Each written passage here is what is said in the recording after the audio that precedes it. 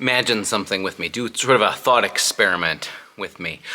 Imagine you and I are acorns. Yeah, you know the little seeds that hang from an oak tree. Imagine that there we are waiting on some branch somewhere on an oak tree and discussing what happens to us at the end of November when all of us eventually hit the ground. And some say, well, that's the end. You live your whole life as an acorn, eventually you fall onto the ground, and that's it. You hit the ground, maybe you go into the mud or the soil, and end of story. And somebody else says to you, no, we are going to become oak trees. And so one day we will, after we've fallen down and hit the ground, we will become trees and reach up into the sky with branches and leaves ourselves. And you could imagine other acorns going, no, that's not possible because we're small little, hard-shelled nuts, basically. We're seeds, and we're just sort of little tiny acorns. We can't reach up high. We won't be up in the sky again. That's it. You hit the ground. That's the end of the story. I don't know how you would explain or how you would get through to the mind of another acorn that what happens when you fall and hit the ground is that you become something new, right? The seed there becomes a part of the soil and a new life, a new tree seedling sprouts out. And that's all waiting inside you right now as an acorn, even though it will be a very different kind of life. I could imagine at the very least it being very hard to persuade other acorns that there's life on the other side of autumn when you become a tree. Now, I know it's hard maybe to do a thought experiment like this and try and get into the mind of an acorn. But if you could at least imagine that kind of conversation, then maybe you're in the right headspace for the conversation we're going to have this coming Sunday when we wrestle with a text from Luke's gospel where Jesus is encountering a group of people from a Jewish party called the Sadducees. And among other things, the Sadducees are convinced that there's no hope of resurrection. Their reading of their scriptures, their reading of the Bible is when you die, that's it. And they think they've got a test case to prove to Jesus it's impossible. Resurrection doesn't make any sense if you believe in the God of Israel, they say.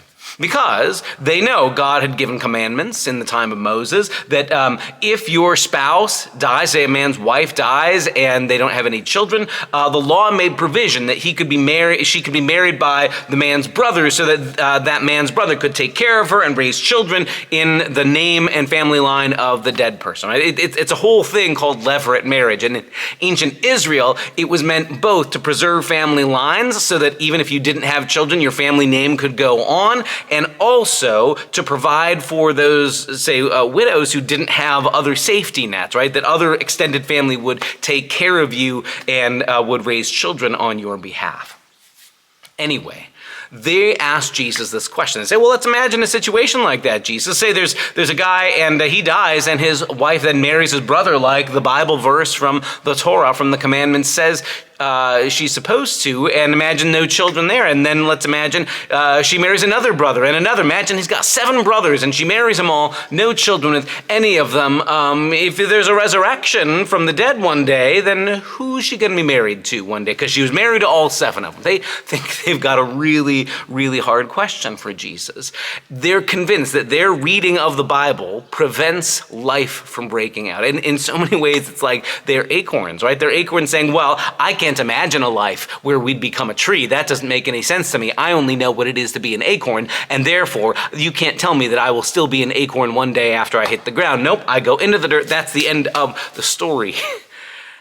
And here Jesus says to them, it's possible that God can do things and doesn't have to get your approval, and you don't have to understand how it works. Jesus' answer says, in the resurrection life, it's not like that. You're not married to people in the same way. It's life isn't the same.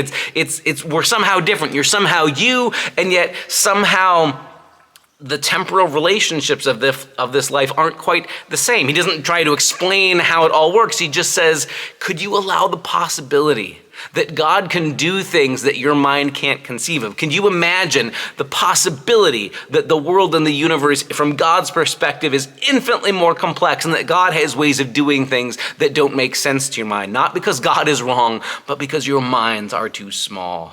Even if you got a Bible verse you think makes your case. The long and the short of it is, Jesus is this voice who comes among us and keeps saying to us who are acorns, no, there's life. There's life for acorns. We become trees, right? There's this resurrection hope. We become new creations, even if we can't understand how that works. And maybe that says something to us about humility in this life too. There are times when we church folk especially, we respectable religious folk, want to imagine we've got God all figured out. We got a couple of Bible verses we strung together. I know how things work, God, and you got to operate within my system because this is what I can understand, and this is how I've taken these Bible verses to hem you in and pen you in, God. Jesus keeps showing up and saying, it turns out God does not have to operate within inside the confines of how our brains work, that God is capable of doing things we can't even conceive of, that in so many ways, here we are acorns debating what God is allowed to do with acorns when there are oak trees all around as evidence that there is new creation and new life possible even for the hardest nut to crack.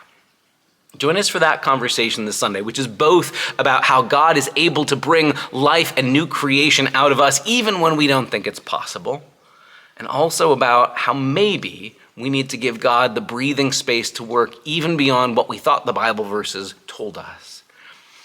Join us this coming Sunday for a word of good news if you've ever found yourself stuck inside a nutshell thinking God has to operate within the bounds of your assumptions, to discover the beauty of what happens when God breaks those open and new life springs out. Join us this Sunday. See you then.